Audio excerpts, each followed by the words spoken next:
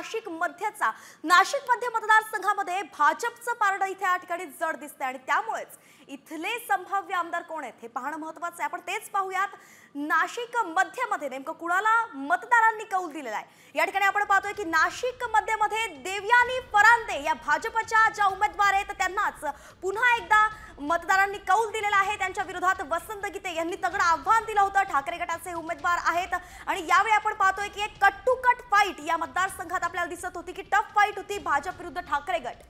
अगदी आपण बघतोय वसंत गीते मनसेमधून ठाकरे गटात आले, त्यामुळे एक नाराजी देखील होती ठाकरे गटात इथं पाहायला मिळाली होती। नाशिक मध्ये देवयानी फरांदे यांनी मात्र आपण बघतोय की ठाकरे गट मनसेची नाराजी आणि ठाकरे गटामध्ये आलेले वसंत गीते यांचं आव्हान सहज या ठिकाणी स्वीकारलं होतं आणि आता पुन्हा एकदा ते नाशिक मधून संभाव्य आमदार म्हणून निवडून येऊ शकतात असं या ठिकाणी पाहायला मिळतंय।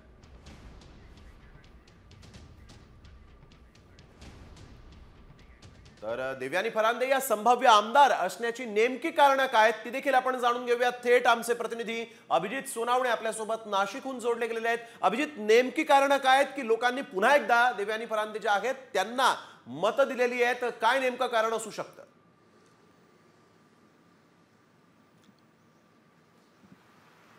स्नेहिल, नाशिक मध्य हा हिंदू आणि मुस्लिम बहुल असा संमिश्र असा मतदारसंघ आहे आणि या मतदारसंघामध्ये मागचे 2 टर्म देवयानी फरांदे निवडून आलेल्या होत्या। मात्र यावेळेस ठाकरे गटाच्या वसंत गीतेंनी त्या ठिकाणी मोठं आव्हान फरांदे यांच्यासमोर उभं केलेलं होतं। 10 वर्षांची अँटी इन्कम्बन्सीचा फॅक्टर असेल, सोबतच देवयानी फरांदे यांच्यावर मागच्या काही काळामध्ये ठाकरे गटाकडून सातत्याने ड्रग्सच्या नशेखोरांना पाठीशी घालण्याचे आरोप करण्यात आलेले होते। गुन्हेगारी टोळ्यांना आश्रय देण्याचे आरोप त्यांच्यावर करण्यात आलेले होते आणि लोकसभेच्या वेळी जर आपण पाहिलं तर नाशिक मध्यमध्ये एक गठ्ठा मुस्लिम मतं जी आहे ती महाविकास आघाडीच्या बाजूने ठाकरेंच्या शिवसेनेला पडलेली होती। मात्र यावेळी ती उणीव भरून काढण्यासाठी भाजप आणि हिंदुत्ववादी संघटना देखील मैदानात उतरल्या होत्या आणि एक गठ्ठा हिंदू मतं कशा पद्धतीने भाजपला किंवा महायुतीच्या बाजूने पडतील यासाठी सर्व ताकद पणाला लावण्यात आलेली होती।